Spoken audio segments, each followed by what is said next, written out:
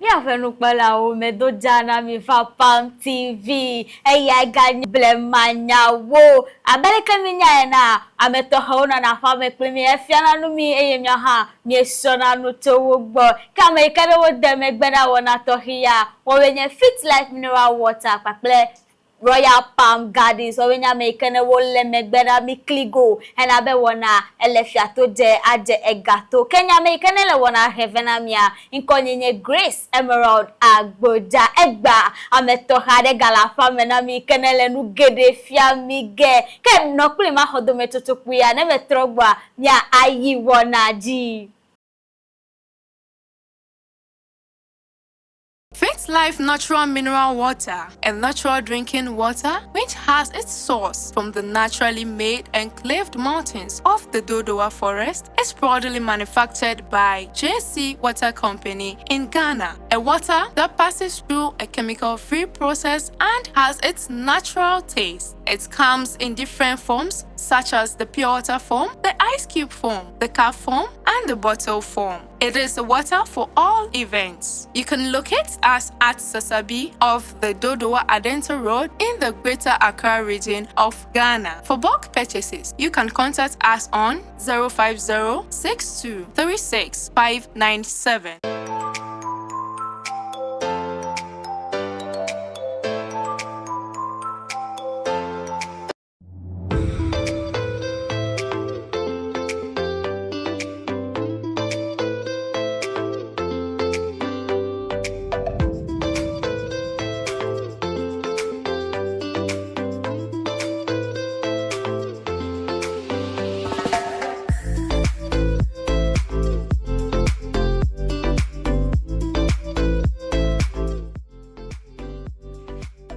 Stay refreshed, stay fit.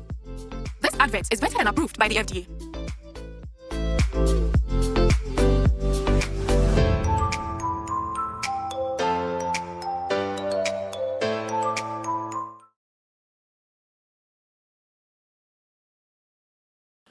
Mi afenu pala wo mi awe de todo metoto pe ma me gamra bo eya nya blemanya wo le Pam TV ka American wo de me gbera mia wo menye Fit Life mineral water paple Royal Palm Gardens wo menye American wo le be gbera mi kligo amara me gbera ameto hade la femme nam egbe togbe Wezo, ka ametohia FM kwenye chami awude to avalime.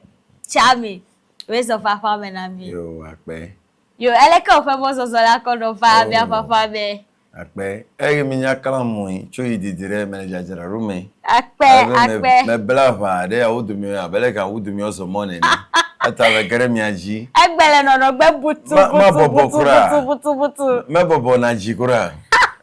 Ya beru pala wo chami awude eya nye emma ke chami nya fe egbe babia gbanta ekude aleke chito do hejo atafunu vide na mi to aleke chito do hejo wa alo efe jo fe un akpe ya ho biare yin to le to yen cho ididire be ma agbele ake monu popo ke hiwi mi na mu gbe ha eje won yin to mia chito towe mozo sorry mia chito we menye durere ko minyu mia mi wukura tuko okay yen fo gbogbo country mia mi country ela be no gere chito be jojo meyan nu yen fo gbogbo history mi chadu alebe mi abejo fe ekeketa alebe mi awe awudu mi ozo kaka ekplo efiawe fiao nongo akele nu pe efiagito ekplo duko ba du apapetai kimi se anye afenwewe odo apapeta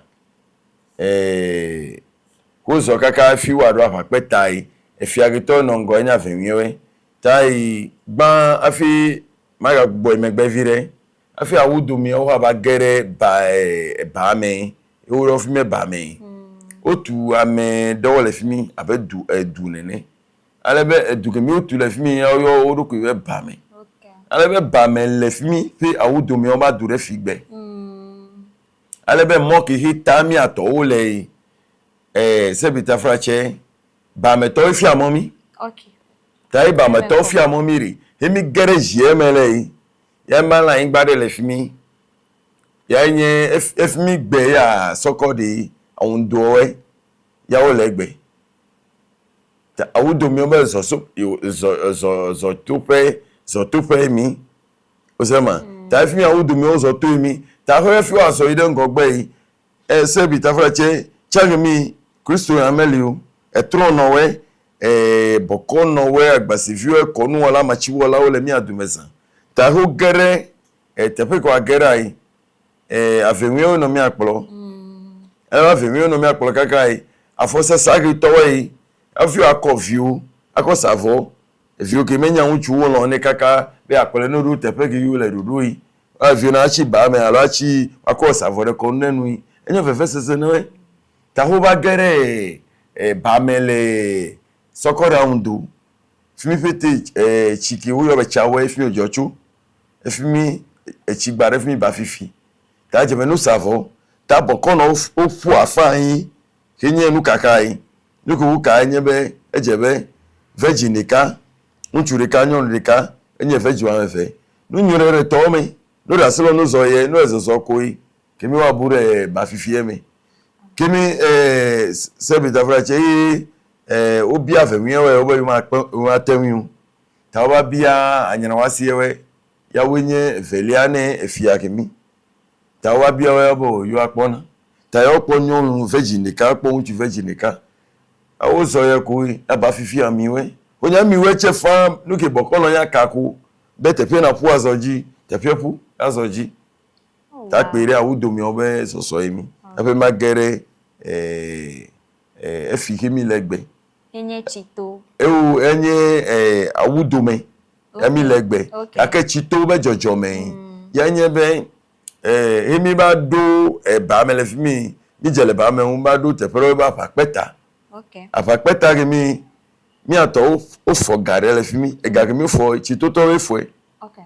ebe chito e kul konta weri America onyu ezo chito dure si ade ejocho awudo me dure si are mi mere ko se na mo chito du edo ka pe awudo me dure si are tanu le konta to di wa pe le fi avenui ba me anyana wasi chibu dafo bame opete wo le fi nya pete popu azu awudo me tai gbere ke mi afi chito hi na manye chito hi ke ozubenu ke mi jole bame le fi mi o ko fi agan le anyana wasi afenwi to si ko na anyana wasi we ale ba anyana wasi we ya bo su fi agan ezo adela gang mi to hi le ami o pete e je no dewe de karika no ba jo chito no ba jo chito ke mi fi awo ke mode fi agan so gbere ke mi ashanti valley wo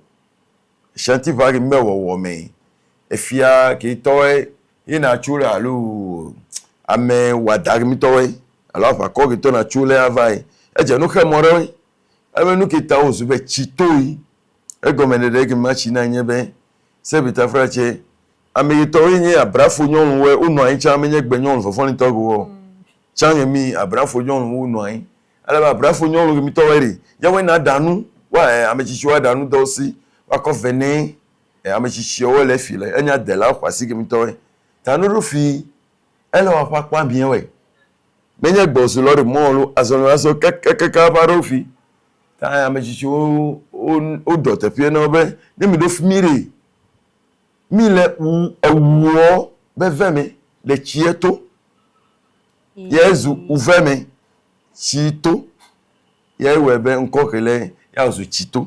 Okay. Okay. Ke ma segome fa be chito awudo me du onyo Awudo me du ntonto onyo awudo me de la pete petare fi azu chito ya ta me fo ne ko awudo me fi edu wa me eduta wa me ne la awudo me awudo me re mi o me la be du ne no mi la be hon edu o nya awudo me du e ya nya eduta wa madre ake awudo me re mi le eduta wa mi yin afape afate afalimi Chana ingbe, chano dome, play chano jan. Me guy Jesus be. Play how do you call it? Noni. Okay. Mesema. Tai mi le hono amenyi ya le chito. Okay. Abele gblene yo avalime. Ta amekawenya avalime. Mekawenya avalime. Avalime de. Ne ma gbole tokere avalime towe onya de la sesenwe. Ki fa chito. Elebe ava duwe nye fi. Avalime wedi. Ya wonya meki ba pe fukuli apafo we. Le chito le fi. Akpafu. Ezo fi yimi lele fi e. Awu do meme ngba onu. Kaka akpafu we no to kita me pete. Ke chofi kaka ire ngogbe. Ngogbe ni me yo te fi ona mo gbonya gbo. Ake ma yo na glime. Clave, adato, agata, akposi me. Pete mama gaji, akpafu obe no pe we mi.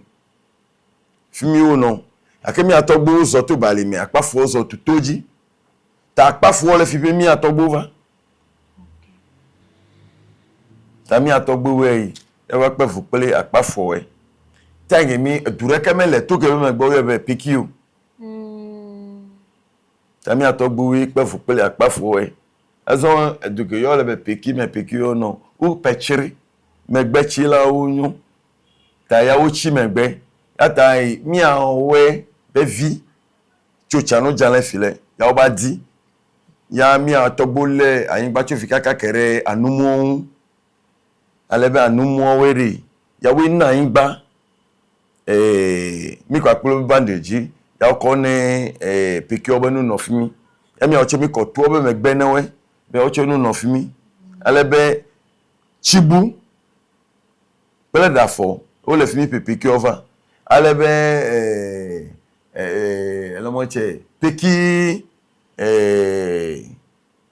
duore le efile mabado nkojina alebe yawoche o le fimi ape peki ova abe wudome che awudome yo oyo be awudome ta peki o be to be wurome awudome oyo ne chan tami o mi abe duyo ta yin gba mi ji o le fi mi pete mi o mi abedu yo ta na me na be avalime adelawe ya ta no po mi abe signboard ki hu ode mi abe hono me le fi ape be adela ele mocho alebe nu kita nyon dele nu na mi adofu ma mi okay ape ta avalime fi fika mi apele o fe lifu ami apobe ejegome to fi ba se fi o le gbe amere menya avalimo fi no jegome to fi no seda o be lifu ape menu ya re dongo be avalime ri mi atogbo onye domenyu towe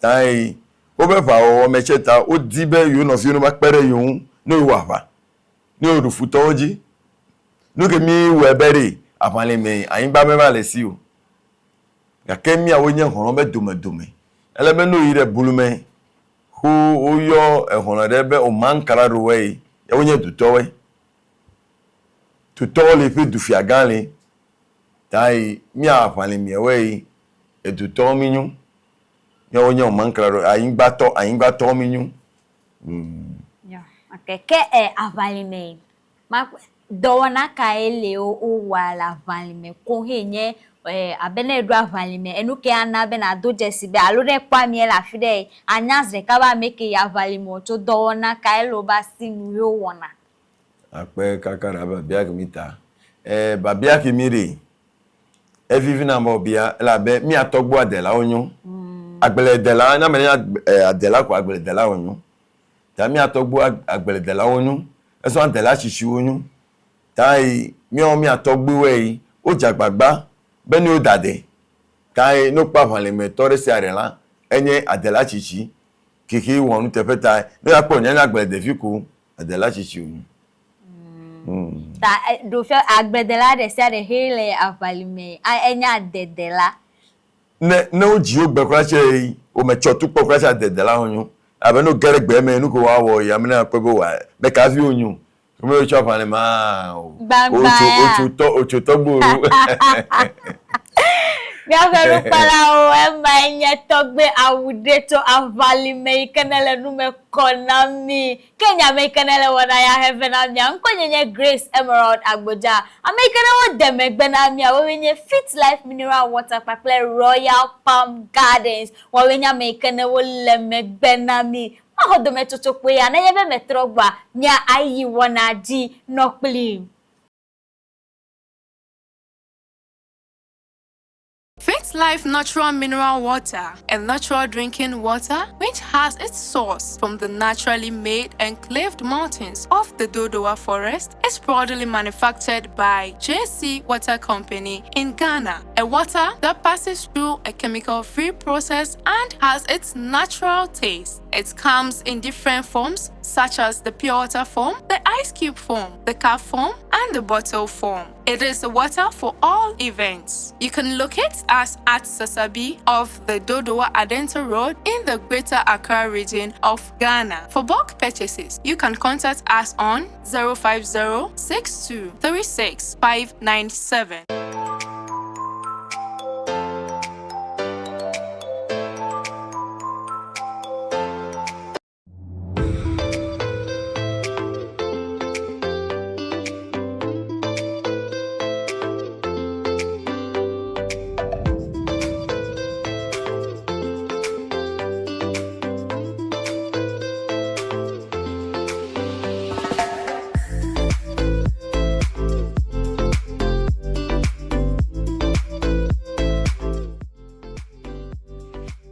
Stay refreshed, stay fit.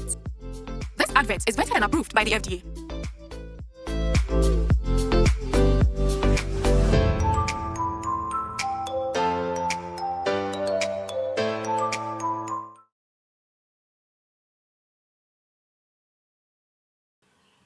Mi afẹ́rù pala o mi awe de chodo me chocho kwima mega ngolobo eya nya blema nya wo le Palm TV Kenya me kenele wana tohia hevia inko nyenye Grace Emerald Agboja Americana wo demegbe na mia wo wenye Fit Life Mineral Water pakule Royal Palm Gardens wo wenye Americana wo le megbe na mi kligo abale kamile wana diena ganglobo chami awude to avalime yenya me kenele afame na miele mi afenu fafia wona mi egbe nyento a melenu sron to menye nyavio me kare dibe wo ha elenu sron chami na pe kakaka kemia ayi eji avalime ewe ni aga no jike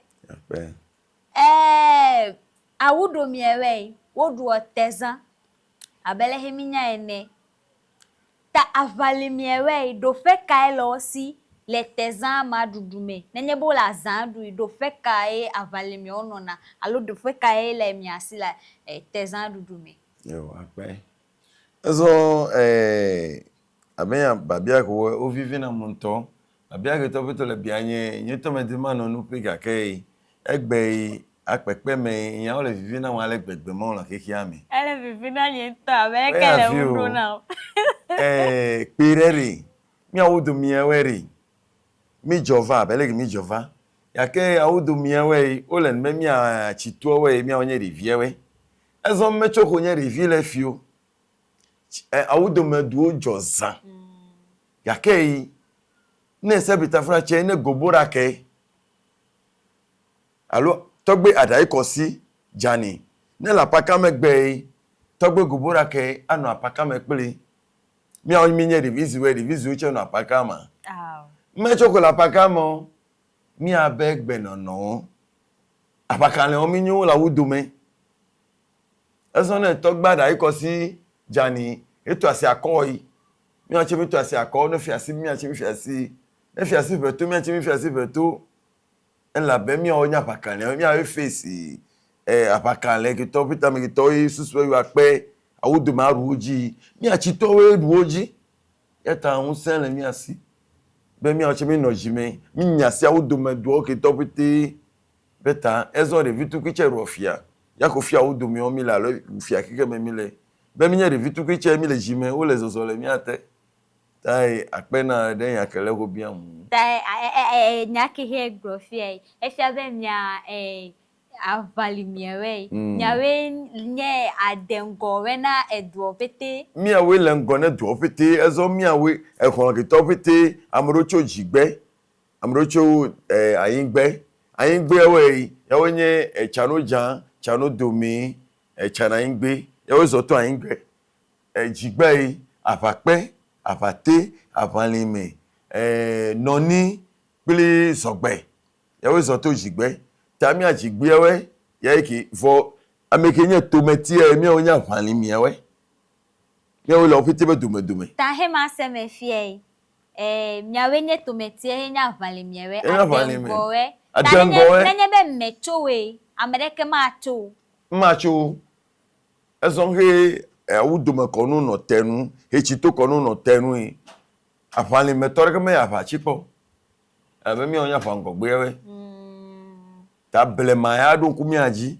be machi gbere pikire me na unu emeko fifi chami nenye be do avalime no jesi do to hedele nkwome le ablola me nenye be do avalime jesi do to hedele fimi nye kpememe atapunu vide chona mi ade no metata kemi we leji admekpo we aden la leji ple nyolu leji le enu navi mekwata de egomena mia akpe kaka nu ke mi to emele chishina ni akito biti ele tonye me dima gbele gake te pereke me ma gbelo tai no peke u damura gbe enye jijo donu na be ma gbelo akito we ne duko kike me na se be avali me e wa vali me me subo akemi ngolo fi me mi awe doke ya gbeleji se bi ta frache no jore ba me che wa he eka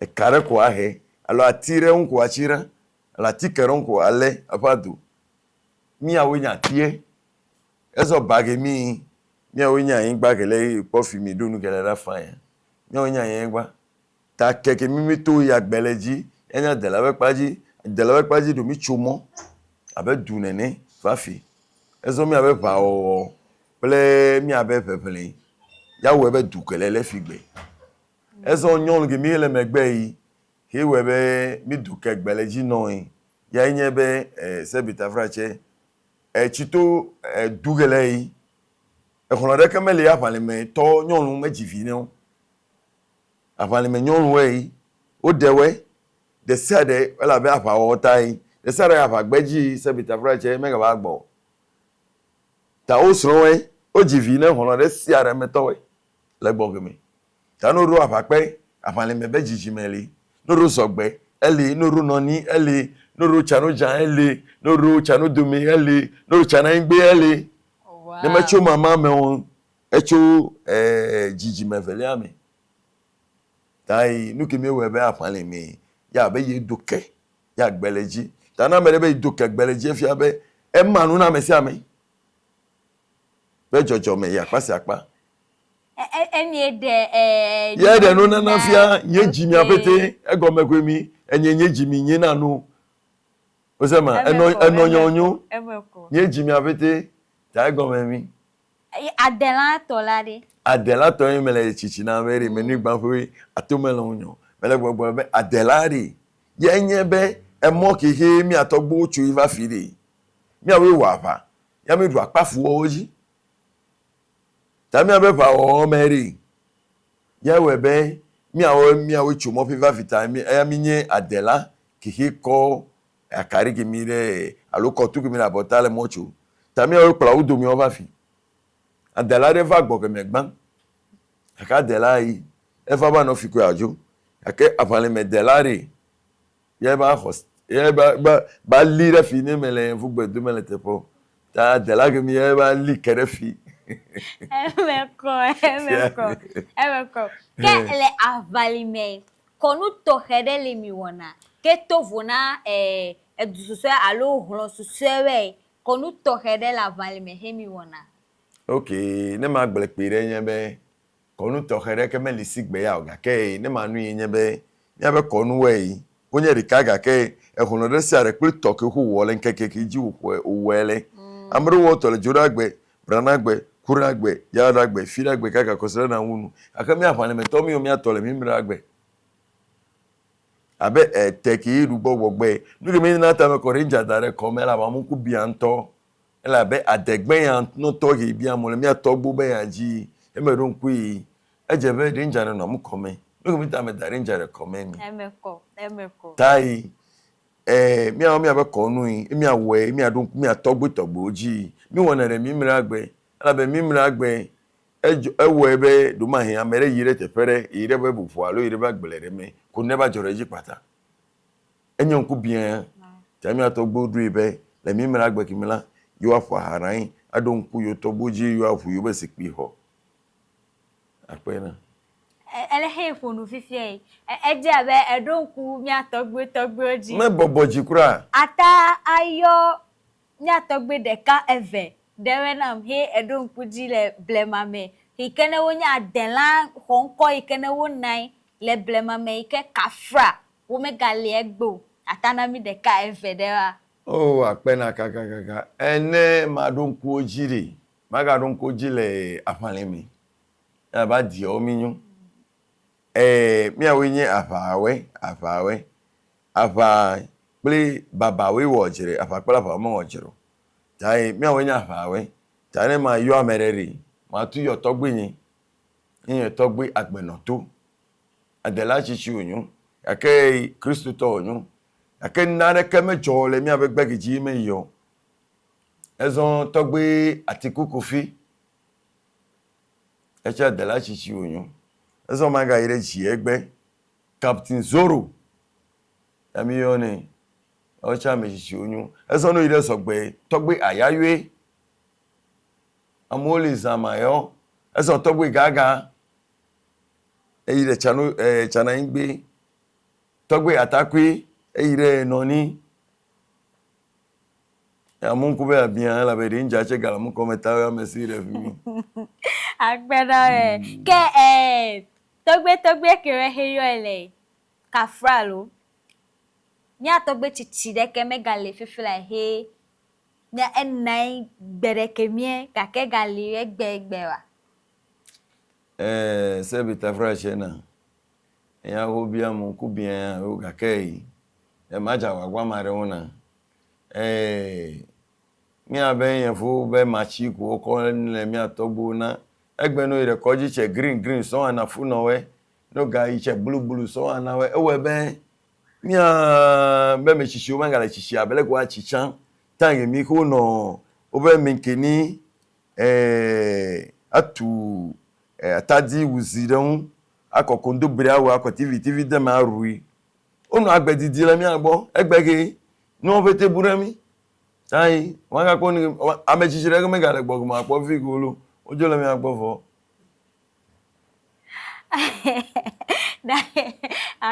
nakpe ke adam dodo kai la si ona holo avali mi awo abecha mi ele avali bene o akpe na kaka enye akile nye simachi ni avali mi we achi ne chito duko achi na wudu mi onye be de kawo wonye nu gbanto la gbe mi ezon avuto masema mevu melala avuto masema mevu melala ezon ne de kawo mele mi amecho afemo aba kere holomi afa wa ire duko mo mi achi megbe ezon mediba wudu mi onu si ba fa meko afa le ngo afa meko lu no le po be unti fa le gbe ta fa kei afana simi ta wudu mi onu blakpa ezon tu ko gele ne blakpa ezon fa le mi we no ngo na fa le sare afo wonu ta fa le me ne blakpa ni mi wa fa ne mi poji ruru ape yo avali mi awo be mi blakpa ne mi awo ava ne mi apojidu la be ranka ava metasi haro meto haro egale ngogbe tabi ajrado dare mi ablali ji gon ele teve ayo ke gbedona mekala siona americana wo lo pa me si ade gbedona mekala na akora o oh gbedona me la sin zan Bedona me la signe sronye lolon. Sister Perfect Ado. Alebe finyewe. Francis Priscilla. Matu yo pete won ko abe osugbo. Me dogbe ne finyo pete. Eso me dogbe na fale me hon. Me dogbe ne ele won show le mo. Afale me mankraro. Mama dan kugbo. Fiato tepe no la fale me hon pete. Eso me dogbe ne togbe gobora kenyanga maku. Ya nyemi ave chitu fiagan. Me dogbe ne togbe lo chofu SK. Chofu dente. Me dogbe ne ameke beta ta wole nye togba ku. Me dogbe na me si amele chitu du kome. Me dogbe ne chitu vio pete la fe kle gbe awudu me vio pete la fe kle gbe la me si ameke la mu kose. Me dogbe no pete one no kpla me si am. Etezan check bota gbronya file na we. Alebe mi ave tezan kele di. Awudu mi ojira ru de tezan kele hun. Ta me di be awudu mi we ki la fe kle gbe abruchi yo gen yo de sa ne deliver. Nemi du tezan kele. Ezo tezan rurure awudu mi obe de ka oyo. Ta pete no didi mi o de ka. Mi o tezan ba de tefe akpe na opite lo.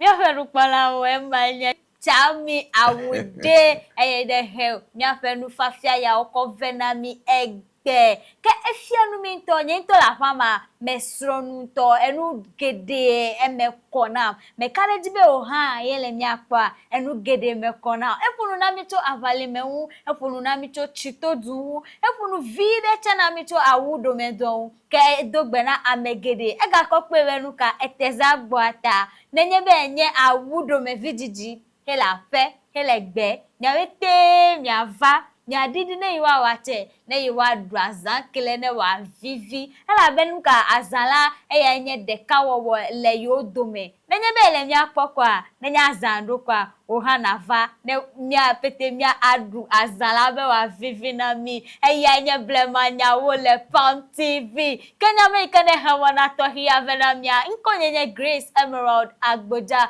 Ame ikene wo demegbe na mi henabe wana ejejia. Womenye Fit Life Mineral Water. Bakple Royal Palm Gardens. Womenye ame ikene wo demegbe na mi. Kema kokbe dodo ya kona nye fe producer so kata ame ikene wo pede wana ya un. Be wana jefia to heje gatwa. Me kokbe dona me toha kona mi aoche. Enonye, nenye bele nye kwa. Be dona me tohe ne yina ha. Nya ak dogo.